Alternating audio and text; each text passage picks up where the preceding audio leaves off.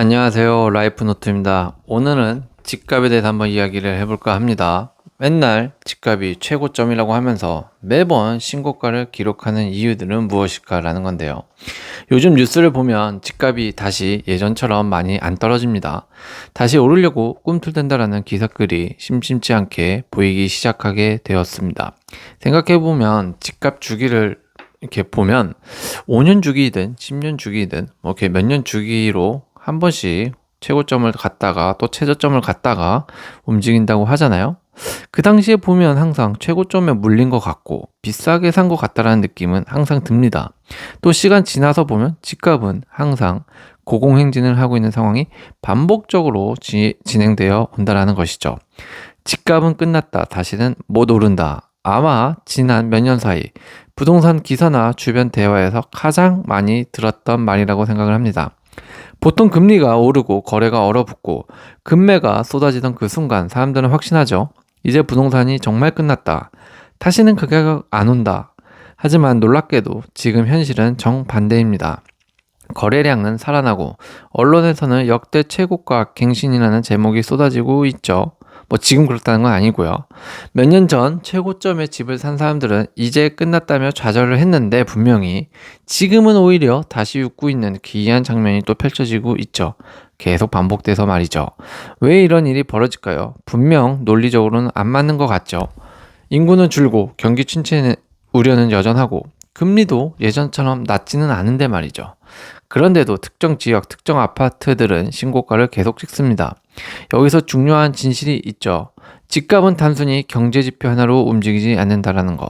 수요, 공급, 돈의 흐름, 정책, 그리고 무엇보다도 사람들의 심리가 같이 움직여집니다. 이 네 가지가 맞물리며 다시는 안 온다라는 말이 무너지고 오히려 새 역사를 자꾸 쓰게 만드는 것이죠. 그래서 오늘은 바로 그 이유를 한번 되짚어 보려고 합니다. 왜 집값은 늘 최고점을 넘어서는지, 왜 다시는 안 온다는 말이 반복해서 틀려왔는지 말이죠. 그리고 그 속에서 우리가 어떤 교훈을 얻어야 하는지에 대해서 이야기해보고 싶습니다. 집값도 주식도 모두 마찬가지인 것 같습니다. 신고가가 다시는 안 온다라는 말의 배경에는 숨은 의미들이 좀 많을 텐데요. 집값이 급등한 뒤에 한번 꺾이면 사람들의 심리는 극도로 위축되죠. 다시는 안 올 것처럼 말이죠. 특히 고점의 집을 잡은 사람들의 마음은 더 복잡해지는 게 당연합니다. 처음엔 조금만 버티면 다시 오른다라는 희망이 있습니다. 하지만 시간이 지나고 뉴스에서는 거래 절벽, 집값 10% 하락 같은 기사들이 쏟아지기 시작하죠. 주변 사람들까지 거봐 역시 부동산은 끝났어 라고 말을 하면 그제야 내 마음이 무너지기 시작합니다. 여기서 많은 사람들이 스스로를 탓한다라는 건데요. 내가 왜 그때 샀을까? 조금만 기다렸으면 더 싸게 살 수 있었는데 말이죠.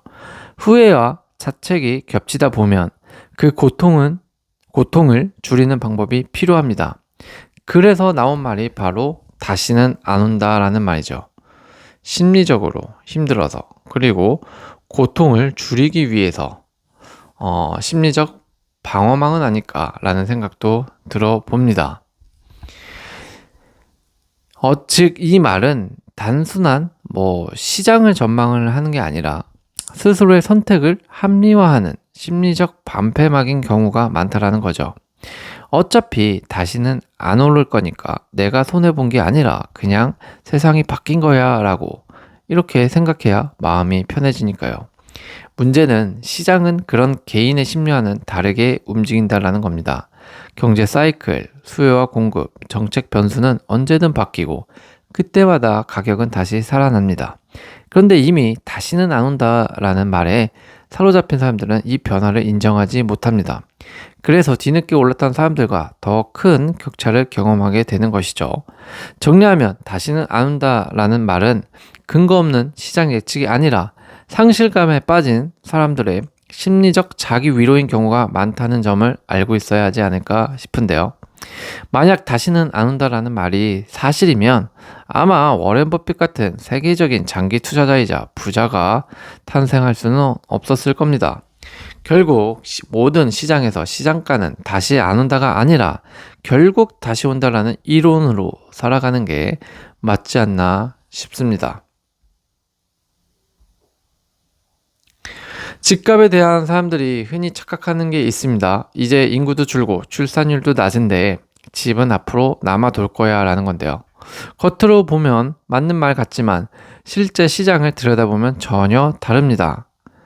서울 수도권만 놓고 보면 원하는 입지에 좋은 집은 항상 모자랍니다. 여기서 좋은 집이란 단순히 지붕만 있는 공간이 아니라 학군이 괜찮고 교통이 편리하며 새 아파트 관리비가 적게 나오는 집을 말을 하는 겁니다. 예를 들어 강남 대치동의 음마 아파트를 보죠. 1979년도에 지어진 4,400세대 노후 단지인데 재건축 이야기가 20년 넘게 나오고도 여전히 미뤄지고 있죠. 뭐 지금 다시 말이 나오고는 있지만요. 하지만 대치동 학군과 입지는 대체제가 없기 때문에 음마 아파트는 30년 된 낡은 아파트임에도 여전히 억 단위의 프리미엄이 붙는 겁니다. 공급이 제때 풀리지 않으니 수요는 그대로인데 입주할 수 있는 집은 턱없이 부족한 거죠. 또 다른 사례를 하나 들여보면요. 2010년대 초반 서울 집값이 침체기에 빠졌을 때도 노원 도봉처럼 공급이 많고 학군 수요가 적은 지역은 가격이 더디게 움직였지만 강남 마용성 같은 핵심 지역은 조그만 규제가 풀려도 곧장 급등했죠. 그래서 우리가 이 마용성 특정 지역을 이렇게 무언가의 주문처럼 부르는 겁니다. 집이 모자라는 곳은 가격이 쉽게 꺾이지 않는다는 걸 보여준 대표적 장면인 것 같아요. 음마 아파트, 마용성. 쉽게 말해 좋은 입지의 아파트는 마치 공연장의 VIP석과 같은 거예요. 공연장은 자리가 수천 개라도 VIP석은 몇십 개뿐이 없죠. 사람들은 그 자리를 원하고 가격은 자연스럽게 올라가는 겁니다. 마찬가지로 서울 안에서도 입지 좋은 곳의 새 아파트는 VIP석 같은 존재입니다. 공급은 제한되어 있는데 원하는 사람은 계속 줄 서고 있으니 집값은 결국 다시 신고가를 찍을 수밖에 없는 구조이죠.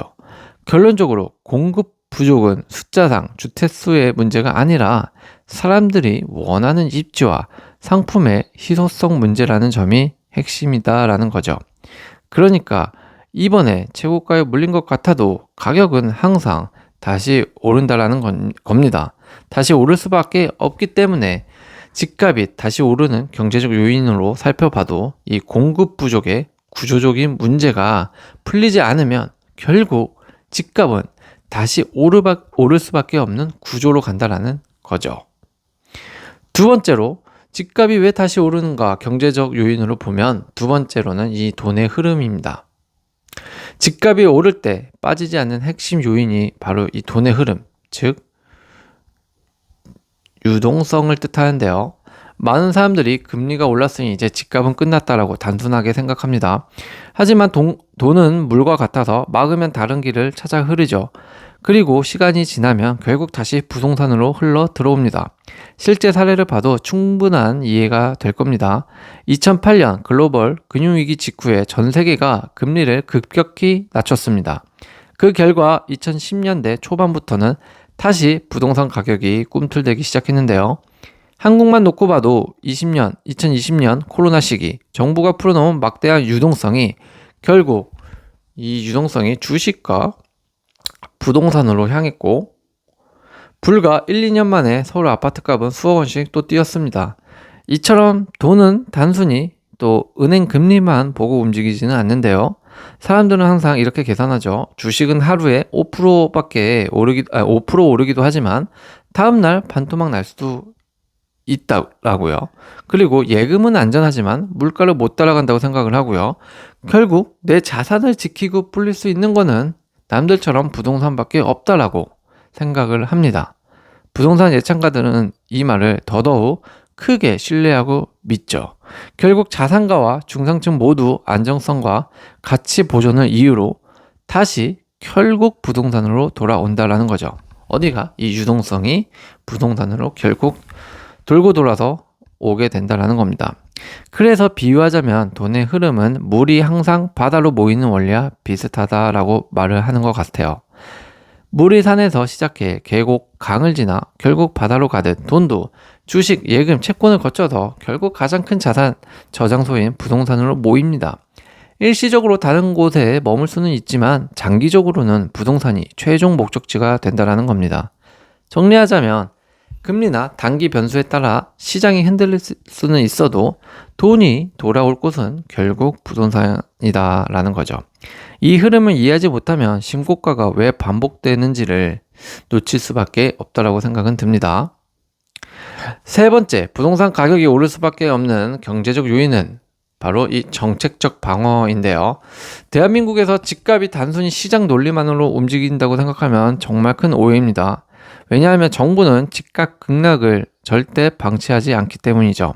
생각해보세요. 한국 가계자산의 70% 이상이 부동산에 다들 묶여 있습니다. 만약 집값이 절반으로 폭락한다면 어떻게 될까요?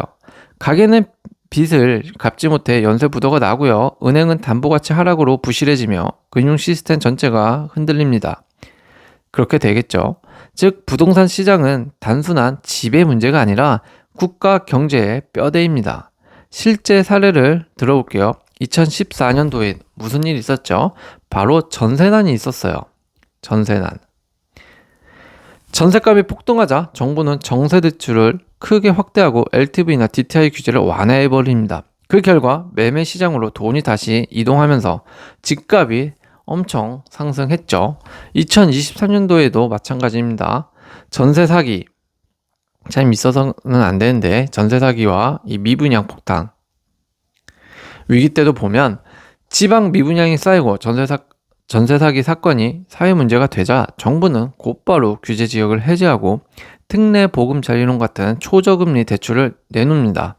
덕분에 꺼져가던 거래가 살아났죠. 비유하자면 집값은 경제라는 큰 배의 균형추와 같습니다. 배가 기울이면 정부는 모래주머니 정책을 펼쳐서 그러니까 모래주머니를 옮기는 거죠. 배가 전복되지 않도록 같이 균형을 맞춰주는 거죠. 집값이 너무 떨어지면 경기 침체라는 큰 파도가 몰려오기에 정부는 반드시 개입해서 균형을 유지해야 합니다. 결국 신고가 행진이 반복되는 이유 중 하나는 정부가 집값의 바닥을 일정 수준 방어해주기 때문입니다. 완전히 무너지는 걸 막아주니 시간이 지나면 다시 수요와 자금이 결합해지고 집값이 회복되고 결국 신고가를 새로 쓰게 되는 구조로 가게 되는 거죠. 그럼 경제적 요인은 알겠는데 이것만으로는 집값이 항상 다시 오르는 게 설명되기에는 좀 부족한 부분이 있죠. 그래서 저는 경제적 요인에 사람의 심리까지 곁들여야 된다고 봅니다. 그래야 진짜 집값이 다시 오르는 걸 느낄 수 있고 설명할 수 있다고 생각이 되는데요. 시장에 있어서 하락장이 오면 사람들의 심리는 이 공포에 사로잡히게 됩니다. 이제 끝났다, 더는 안 오른다 라는 말이 시장에 가득 차죠. 실제로 2012년 서울 아파트 가격이 장기간 조정받았을 때 집을 산 사람들은 스스로를 바보라 생각했고 집 없는 사람들은 역시 기다리길 잘했다라고 말했습니다. 그런데 시장은 언제나 반전의 순간을 준비합니다. 14년 저금리와 공급 축소가 겹치면서 다시 집값이 꿈틀대자 그때까지 다시는 안 오른다고 믿었던 사람들은 당황하기 시작했죠. 결국 이 4년 뒤 서울 아파트는 정고점을 훌쩍 넘어섰고 하락장에서 버티지 못하고 팔았던 사람들은 깊은 후회를 남겼죠. 이 심리는 2020년 벼락거지 현상에서도 극명하게 드러나는 것 같습니다. 처음 코로나로 금리가 급락하고 부동산 규제가 강화됐을 때 다수는 집값이 곧 무너진다고 믿었죠. 하지만 불과 1년 만에 집값이 폭등하자 그때까지 기다리던 사람들은 나만 소외됐다는 불안감에 패닉 바잉으로 시장에 뛰어듭니다. 즉 공포는 언제든 반대편의 더 큰 공포, 소외감, 놓칠까봐 하는 불안감으로 뒤집힐 수 있습니다. 비유하자면 이 심리는 마치 놀이공원의 롤러코스터 대기줄과 비슷한 것 같아요. 처음 줄이 길 때는 저건 무섭다, 탈 필요 없어 라고 외면하다가 시간이 지나 사람들이 줄 서서 환호하는 모습을 보면 나도 타야 하나 라는 불안감과 동시에 기대감이 몰려오죠. 결국 겁나서 피했던 사람이 가장 큰 공포를 느낄 때 다시 줄을 서게 되는 것입니다. 정리하자면 집값은 단순히 숫자의 문제가 아니라 사람들의 심리적 전환점에서 움직입니다. 하락기의 공포가 일정 시점을 지나면 다시 나만 뒤처질까라는 더 큰 공포로 뒤바뀌며 이는 곧 가격 반등의 V씨가 된다라는 겁니다. 심리적 요인으로 봤을 때 부동산 시장에서 젊은 세대들을 투자 시장으로 끌어들인 단어가 바로 이 벼락거지라는 단어 때문이라고 생각이 됩니다. 벼락거지는 2020년부터 2021년까지 한국 사회를 아주 뜨겁게 달궜던 단어 같습니다.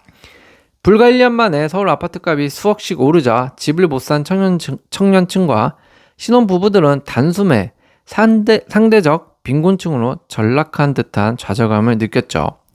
어제까지는 평범했는데 오늘은 거지가 된 기분. 그래서 붙은 이름이 바로 벼락거지죠. 이 경험은 2030 세대의 집값 하락보다 더 큰 두려움을 남겼습니다. 다시는 겪고 싶지 않은 상실감, 소외감 말이죠. 그래서 최근 몇 년간 금리 인상과 경기 침체로 집값이 조정 국면에 들어섰을 때도 이들은 단순히 기다리지 않았습니다. 오히려 작은 반등 신호만 보여도 이번에도 또 나만 놓치는 건 아닐까? 라는 불안감 때문에 매수에 나서는 경우가 많았습니다. 실제 데이터로도 확인이 되죠. 2023년 하반기부터 24년 초반 서울 아파트 거래를 보면 생애 최초 구입자와 30대 매수 비중이 급격히 늘어납니다. 이때가 정말 벼락거지가 많았을 때죠. 이때 하반기부터 초반 보면 생애 최초 처음으로 집을 사는 사람들이 많이 늘었고요. 그리고 그 중에서도 또 30대 매수 비중이 늘어났다라는 겁니다. 금리가 여전히 높은 상황에서도 벼락거지 트라우마가 그들을 시장으로 끌어들인 거죠. 왜냐하면 나도 거지 될까봐 라는 경험이나 아니면 기분 때문에 뛰어들게 되는 겁니다. 심리전에서 말린 거죠. 쉽게 말을 하면요. 이 심리는 마치 시험장에서 경험과 비슷한 것 같아요. 첫 시험에서 공부를 안 해서 큰 낭패를 본 사람은 두 번째 시험에서는 과도할 만큼 준비를 합니다. 혹시 또 망치면 회복 불가능할 거란 불안감 때문이죠. 마찬가지로 2030 세대는 한 번 놓쳤던 집값 상승의 시험을 다시는 놓치지 않기 위해 오히려 적극적으로 뛰어들었다는 건데요. 결론적으로 벼락거지 트라우마는 단순한 과거의 기억과 어떤 데이터가 아니라 현재 집값을 끌어올리는 심리적 엔진이 되어버린 겁니다. 더 떨어질까 보다 또 소외될까 이런 두려움 때문에 이런 두려워하는 마음이 시장을 다시 원래대로 돌려놓고 또는 신고가로 이끌고 있다는 것이죠. 세 번째, 집값을 올리는 심리적 요인 중에 하나는 바로 이 신고가의 자기 실현 때문이다라는 건데요. 이게 무슨 말이냐고 하냐면 한두 건의 높은 거래가 시장 분위기를 바꿔버린다라는 겁니다. 그리고 그 분위기가 다시 가격을 끌어올리는 현상을 뜻하는 게 신고가의 자기 실현입니다. 예를 들어 볼게요. 부동산 시장에서 이런 경우가 분명 많을 텐데요. 예를 들면 강남구 대치동의 아파트에서 25억 원이던 전용 84제곱미터 아파트가 27억 원에 거래됐다고 가정을 해볼게요. 사실 이건 특별한 케이스가 될 수도 있고요. 아니면 급히 매수하려는 이런 수요가 붙어서 거래된 것 뿐일 수도 있겠죠. 하지만 문제는 이 거래가 바로 신고가로 연결이 된다는 겁니다. 신고가로 기록이 되면 어떻게 될까요? 부동산 중개업소에서는 그 가격을 기준점으로 삼습니다. 최근 거래가 27억인데 26억은 싸게 나온 겁니다 라고 하면서요. 언론에서는 대치동 땡땡 아파트 다시 신고가 경신이라고 기사화됩니다. 사람들은 다시 오르나 보다라는 기대감을 갖게 되는 연쇄작용이 일어나게 되는 것이죠. 이런 기대감이 매수세를 부르고 매수세는 또다시 실제 거래로 이어집니다. 결국 처음엔 단발성이었던 거래가 시장 전체의 기준점이 되어 실제 가격 상승을 만들어내는 겁니다.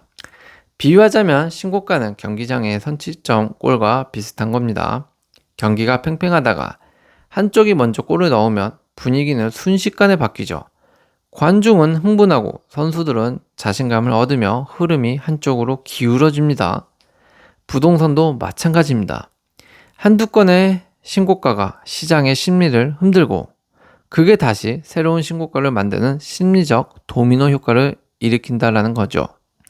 결론적으로 신고가는 단순한 숫자가 아니라 사람들의 심리를 움직이는 신호탄입니다.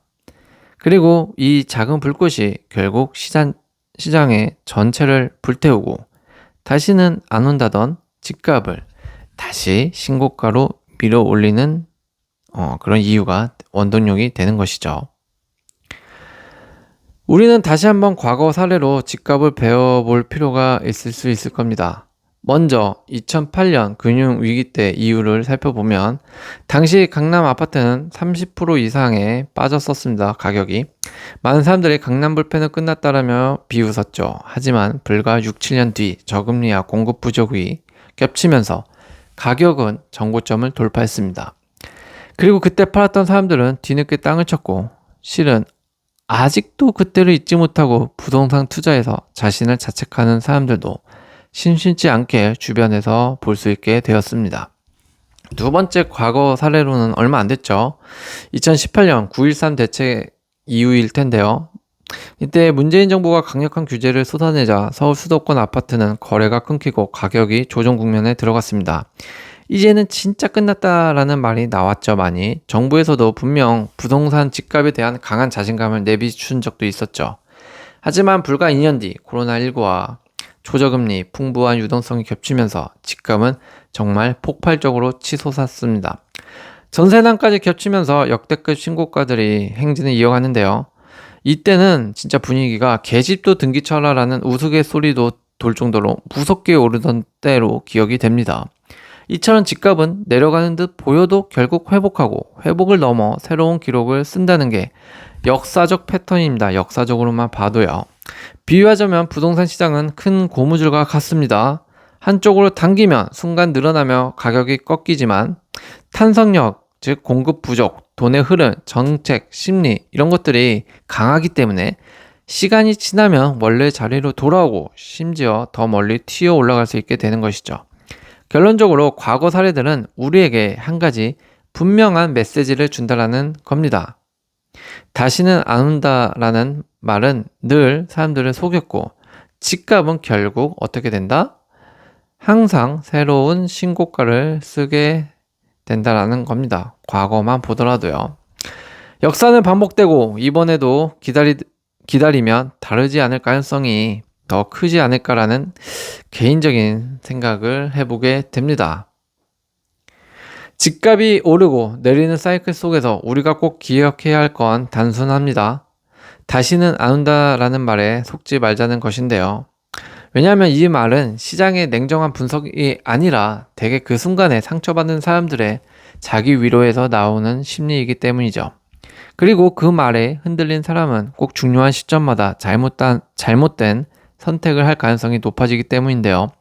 시장은 개인의 감정이나 단기적 예측대로 움직이지 않고 구조적인 힘에 따라 다시 순환합니다.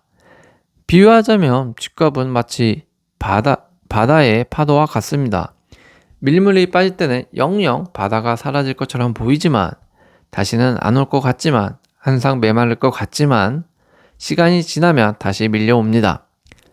누군가는 파도가 빠질 때 모래사장에서 서서 이런 말을 하겠죠. 이제 끝났다라고요. 하지만 곧 다시 밀려오는 파도 앞에서 놀라 무너집니다. 그래서 늘 우리가 가져야 할 교훈은 이거인 것 같아요. 공포에 휩쓸려 팔지도 말고요. 유행에 휩쓸려 무작정 투자에 뛰어들지도 말고요. 사이클의 본질을 이해하며 전략적으로 대응하는 태도가 필요하다라는 겁니다.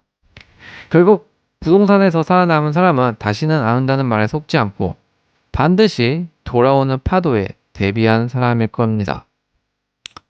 지금 내가 가장 고점에 물려서 속상하거나 손해를 입은 것 같다라고 느끼시는 분이 계시다면 너무 낙담만 하지 마시고 반드시 돌아올 다음 파도에 대비하고 있기를 바라겠습니다. 집값에서 가장 중요한 건 투자라고 해야겠죠. 사실 투자에서 중요한 건 언제 회복될까라는 게 아니고요. 왜 다시 오르는가를 항상 머릿속에서 이해하고 분석해야 되는 게 맞는 태도가 아닐까 싶습니다. 오늘도 시청해 주셔서 감사합니다.